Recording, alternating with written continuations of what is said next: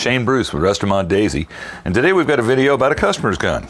This gun was purchased out of California, was shipped here to Decatur, Georgia, and will wind up eventually in Sac City, Iowa.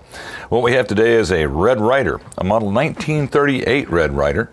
You can see by the top of the receiver there that this is a Rogers, Arkansas gun. And according to the serial number, K484555, this gun was probably built in 1974. So it's a nice vintage Daisy. It's got the metal lever. It's got a metal trigger. All of the fasteners and everything else I can see visually on the outside of the gun appear to be original. This is a good thing. Now, this was a painted gun, and it looks to me like it might have been painted twice. Not real sure on that. I'll know more about that when I get around to stripping the paint. But as you can see, as we move down the barrel shroud, there's lots of little bubbles here, and those little imperfections in the surface actually reveal rust. That's what's happening under the paint, which is why I'm going to pull the paint off of it with the customer's approval and fire blue this gun once we get done doing what we're going to do to it, which is a new set of stocks and upgraded internals. Well, I have to tell you that I've already had the gun apart, because that's the first thing I do when I get one in for a customer is I like to get an idea of just how crappy they are before I start working on it. This particular gun, out of the box with no oil, was shooting about 95 feet a second, which is abysmally slow for a Red Ryder. So I got that shot done with the factory air tube and the factory bottle cap, and then proceeded to squirt a bunch of oil in there to see if that would help the speed ratings. It did, only slightly though. But the big difference came when I slapped the Model 25 shot tube into it, because this is a thread-in bottle cap Daisy. You can stick this in any of them. And that took the speed up from about 95 feet a second to 216 feet a second, which is a pretty significant hop. Go ahead and get a good shot of this because we're not going to refer back to it again. If anybody out there would like to check all the detail and all the data, just freeze frame it. It's the best we can do here at Rest-A-Mod Studios. We don't have an extensive editing software suite. And probably never will. Anyway, getting back to this gun.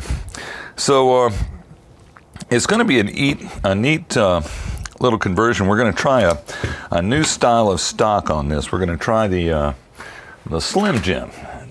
This is a Slim Jim butt stock that's on another model 11140. To give you an idea of, it's kind of a departure for me. You'll notice it's got a very elaborate, very elongated wrist, super thin stock. The Slim Jim is actually a little thinner than the Daisy standard stock, but it is in fiddleback, and they do look spectacular. The Slim Jims, here's an example of, where did I put that rascal? There it is. This is a Slim Jim I built for Daisy 155, and I really think that the difference in the wood, this is of course unfinished, but this stock will look like this stock. I think that the lines and the look for the wood really complement the older Daisies, and we'll find out. So anyway, we're going to try a Slim Jim style stock set on this gun, and if the customer accepts it, then we'll go ahead and ship it. If not, we'll put something else on there. It's more like what we usually build. Anyway, the cool thing about this gun was, when I finally got it apart, I discovered that it had a bizarre mainspring. And by bizarre, I mean this was the mainspring that was actually in the gun, and it does not have as many coils as a current Red Ryder spring, but this mainspring actually generates more power than a new Red Ryder spring. Really amazing. And the air tube on it was also a larger diameter than what I've seen on other Daisies. And I have to speculate. I don't believe this was the factory spring. I believe somebody substituted that spring at some point in the past on this gun and did the same thing with the air tube.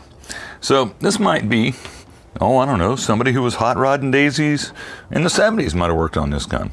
Really hard to tell. But we will find out